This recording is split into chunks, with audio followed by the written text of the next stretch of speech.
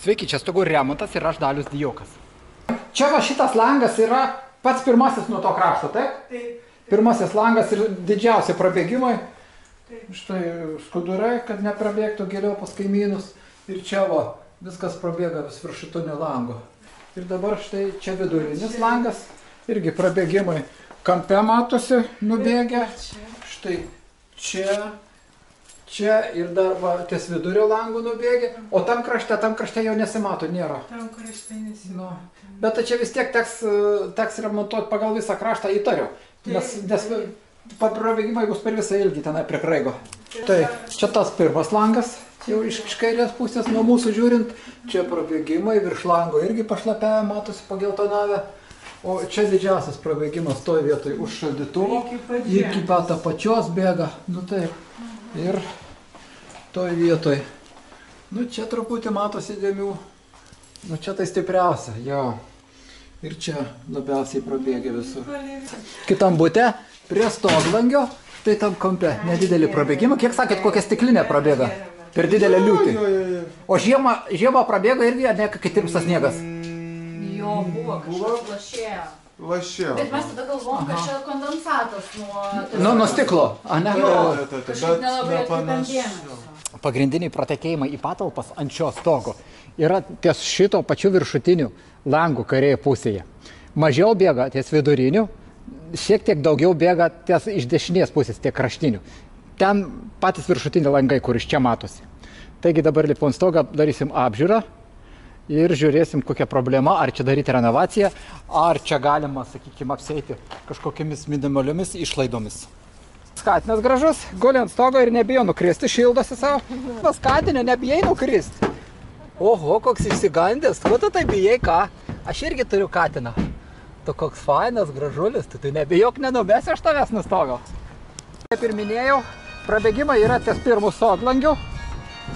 Apytiksliai plius minus toj vietoj labiausiai bėga ties ta vieta. Tai čia ir bandysim atidaryti stogo lapą, pasižiūrėsim, kokios konstrukcijos, ar ten išpuvę, neišpuvę, ar reikia keisti pilną renovaciją daryti, ar galima tik apsieiti, sakykime, tik su pačiu stogo dangos keitimu. Taigi žiūrėsim ir nuo apžiūros rezultato bus aišku, ką toliau daryti. Vidurinis stoglangis kažkur čia mažiau bėga ir dar vienas stoglangis yra toj vietoj, ten dar labiau bėga. Taigi mes pasižiūrėsim, kur labiausiai bėga toj vietoj situacija kokia. Nusprendžiau atidaryti štai šitą lapą ties to stoglangių dešinę pusę, kur labiausiai bėga. Ir žiūrėsim. Nu, aišku, čia yra, aiškus prisirišęs, prisitvirtinęs šiek tiek, bet čia pavojinga, apačioje yra mašinų.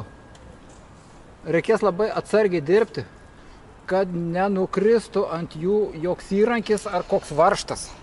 Šiam stogo yra 24 metai, stogo nuolydis 7 laipsniai, 6-7 laipsniai.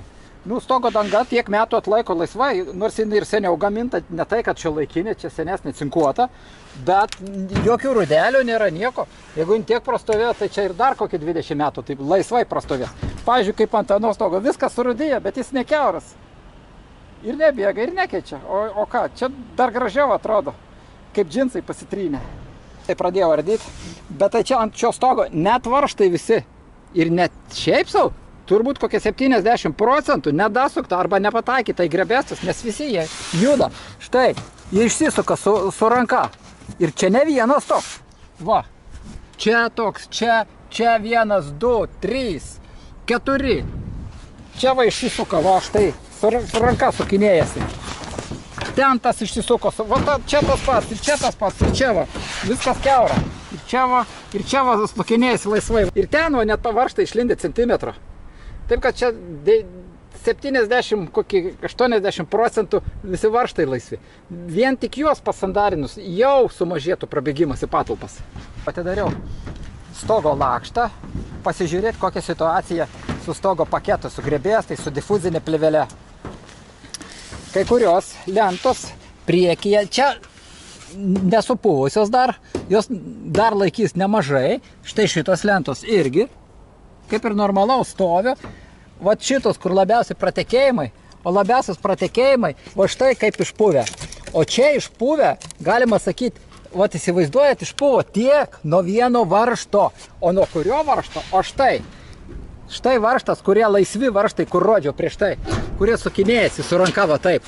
Ir nuo vieno varžto va taip išpūvo. Tai įsivaizduojat, kiek pribėga vandens per visą stogą. O tų varžtų čia daugybė, čia 300 kokie, gal daugiau plius minus. Va, kokia situacija su mediena. Parodysiu akivaizdžiau, kaip jinai supūvusi. Štai.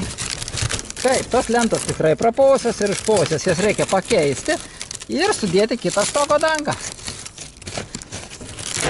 Nu, čia reikia spręsti, ar čia renovaciją daryti, ar tik stogo dangą pakeisti. Ir difuzinę plėvelę sudėjo taip pat prieš 24 metus ir jinai dar neblogo stovio.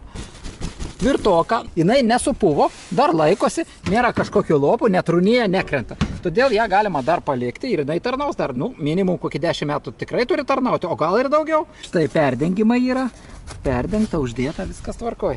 Prieš tai šią stogo dangą, kur montavo meistriukai, tikrai nelabai suprato, ką daro, nes pavyzdžiui, čia kur labiausiai reikia, čia sujungia su vienu falcu, su viengobo falcu, kuris nelaiko ant tokių nuolydžių 7 laipsnių. Ir dar prisuko varžtais, pridarė skilių papildomai.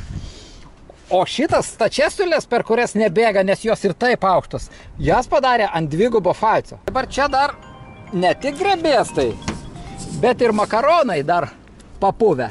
Grebėstai tai jo, jau kur tie varžtai buvo, kaip minėjau, tikrai, bet čia ir makaronai statybininkų vadinami, tašai. Ventiliaciniai, kiti skaito, arba išilginiai grebėstai. Taigi štai kaip papuvę. Palakštą sumontavau atgal, taip kaip buvo, dėl to problemų nebebus, jokių čia pratekėjimų dėl to. Na ką, stogo apžiūra atlikta, dabar toliau tęsim pokalbį su klientais, kokį remonto būdą pasirinkti. Ir toliau, jeigu sąmatą patvirtins, atliksime stogo remontą arba renovaciją, arba sandarinimą ir bus pratęsimas šio video.